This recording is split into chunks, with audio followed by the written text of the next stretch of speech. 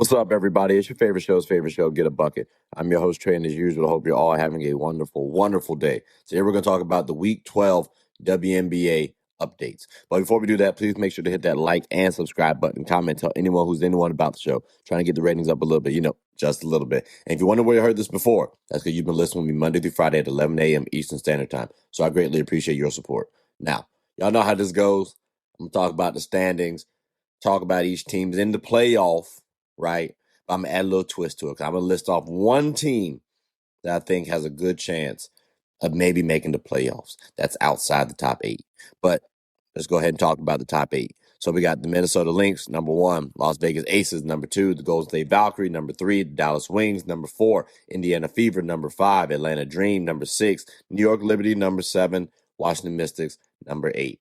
To be clear, the only change up this week were the Liberty and Mystics switching from 7 and 8, because the Liberty were 8th last week and moving on up. So, yeah, let's just go ahead and talk about them, right? We'll start with the Mystics and work our way on up. Again, I told you all, right, this is the model of inconsistency. Sonia Citron is probably their best player, top 15 in fourth quarter scoring currently, right? I say that she's the best because she's the one that's able to get a bucket the best, but she's also a two-way player, ladies and gentlemen, meaning she plays good offense and good defense. So again, she's who I think is their best player. But also, Shakira Austin might be their most impactful player, right? Top 20 in scores in the fourth quarter specifically. We're talking about rebounding. She's like top 5, maybe number 3 point in time. You got to admire her on the defensive end because she is their defensive anchor. I think she's the most impactful player on the team, to be clear. Don't get me wrong, Sonia might be their best scorer, but Shakira might be the most impactful because, again, she's impacting the offense and defense a little bit better than Sonia. And then Kiki Arieffin, she might have the most potential on the team. Maybe you can argue Lauren Betts, but right now, point in time, it looks like Kiki Arieffin has the most potential on the team. But again, remember, this is a young team, ladies and gentlemen, model of the inconsistency. That's why they're at the bottom. And I expect them to be there, especially until they get a playmaker, like a floor general. Until they do that, yeah, you're going to see them at the bottom of the league, or at least playoffs. But again, these other teams are pretty stellar, like the New York Liberty, right? Again, they just got to get healthy. Again, they're still missing Satu Sabali and Leonie Fevers. In fact, because of these injuries, Stewie's MVP case continues to rise, ladies and gentlemen. Like, I did not have Breanna Stewart as an MVP this season, and it was because of her roster. And Lord and behold, her roster is the reason why she might end up winning an MVP. Like, we could actually consider Breanna Stewart not just off talent, but because of production too, her being an MVP. And she's top 10 in scoring in the fourth quarter within the WNBA.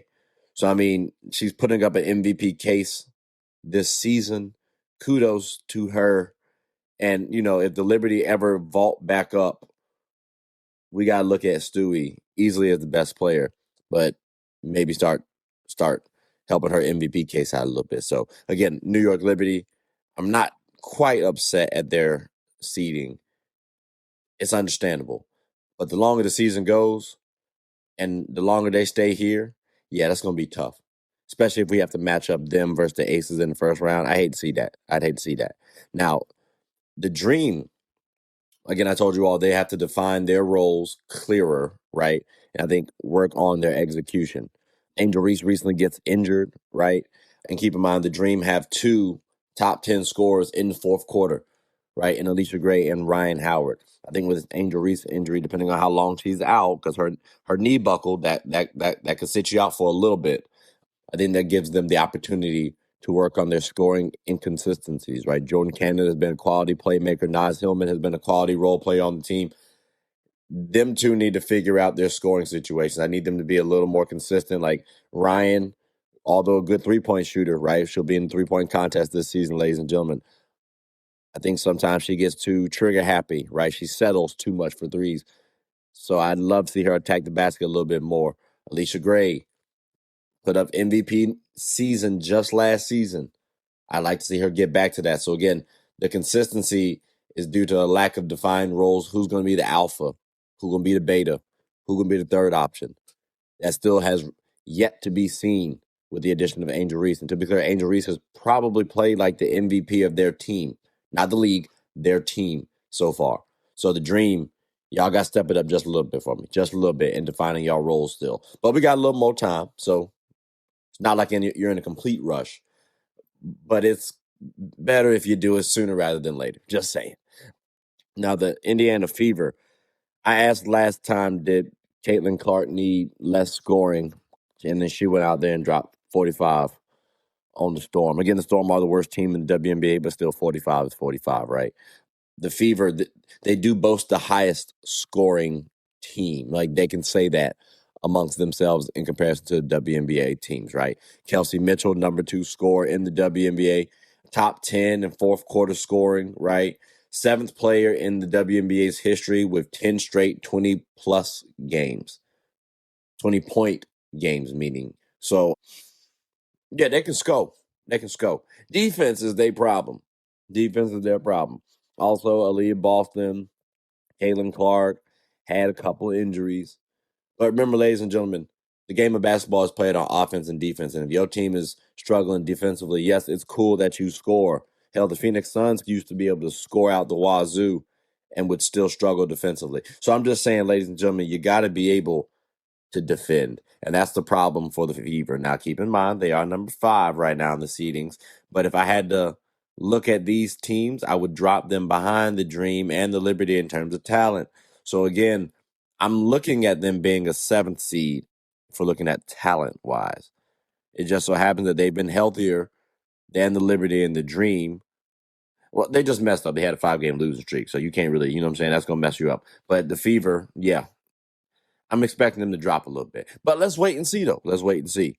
They could rise, apparently. Let's pay attention. Now, the Wings, right? I asked, was this team complete or do they need more time? And I think as time goes on, they're showing me that they might be more complete than what I was giving them credit for, right? They have 6 double-digit comeback wins this season, ladies and gentlemen. That means it's very tough to beat them.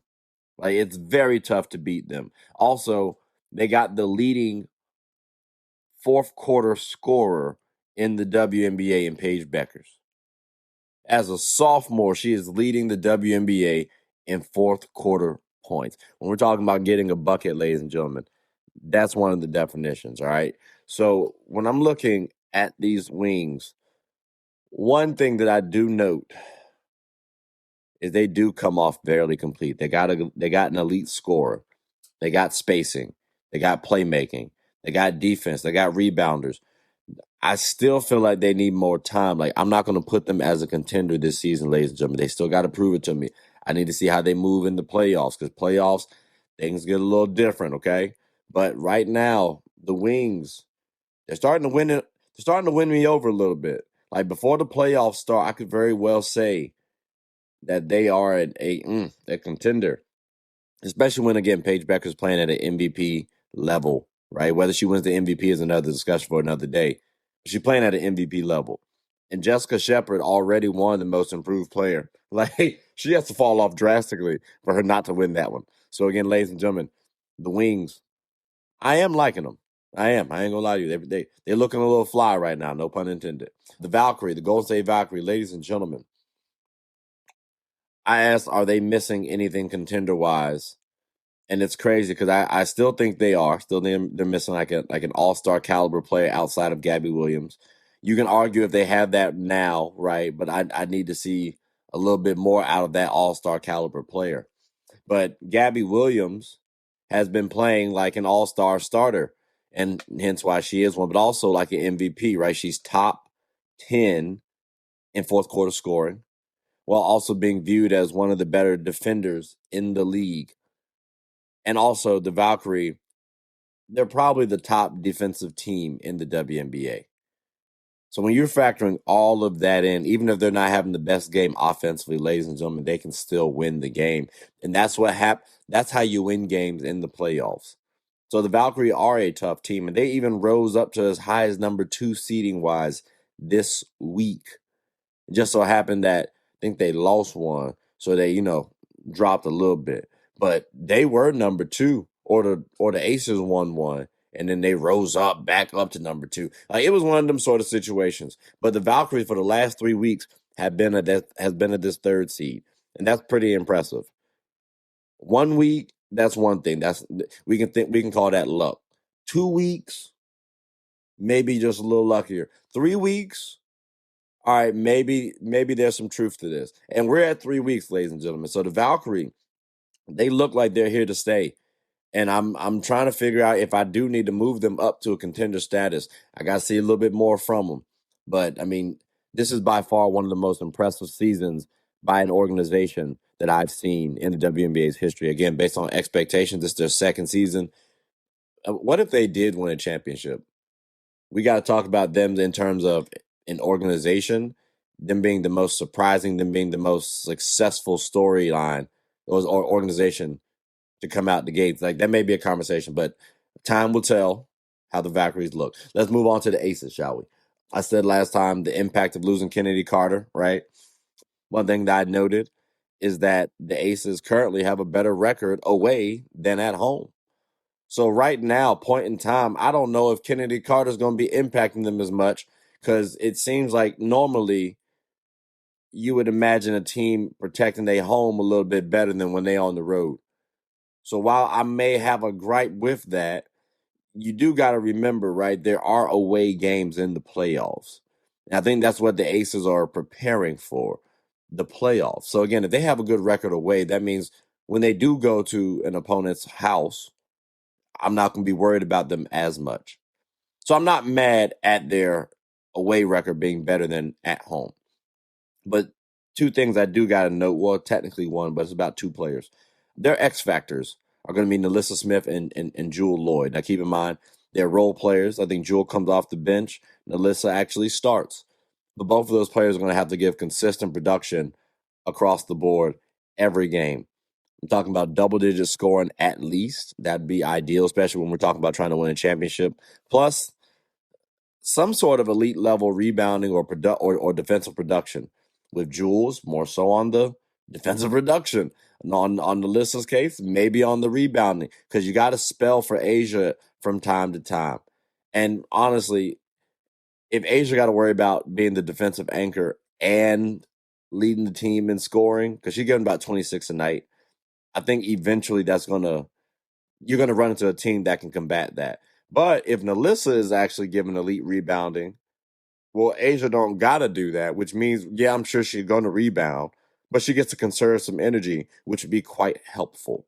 So again, Nalissa, I'm looking at you as being an X factor for Asia Wilson, because this is the MVP. This is the best player on your team. And then with Jewel Lloyd, if you can hoop, bro, you and Jackie could be snapping. And then pairing that with Chelsea Gray, hey, yo, I'm telling you right now, man, the Aces, obviously, they're successful, right? They're defending champions. But those are the 2 best players on their team outside of their big 3. So they're my X factors personally. So if you get a lot out of them, the Aces are going to be very tough to beat. And I get it, right? The Lynx. Let's talk about the Lynx. Because again, there's still no Nafisa Collier, and they're still number 1. Matter of fact, we keep hearing, Nafisa's going to be returning. She's supposed to be returning this Wednesday, ladies and gentlemen. I'll wait to see when she returns, but I don't expect any major changes to the Lynx when she returns. Again, we've seen her role be filled by Natasha Howard. Not saying, oh, well, they don't need Nafisa Collier. I'm saying we see how they look because of Natasha Howard. So we're just imagining another version of Natasha Howard out there. And Nafisa Collier, I'm pretty sure people have considered Nafisa being better than Natasha Howard. So you can argue an upgrade of Natasha Howard while not losing Natasha Howard. Like, that's pretty spectacular. The Lynx are going to be pretty tough to beat. They're also on a 6-game win streak.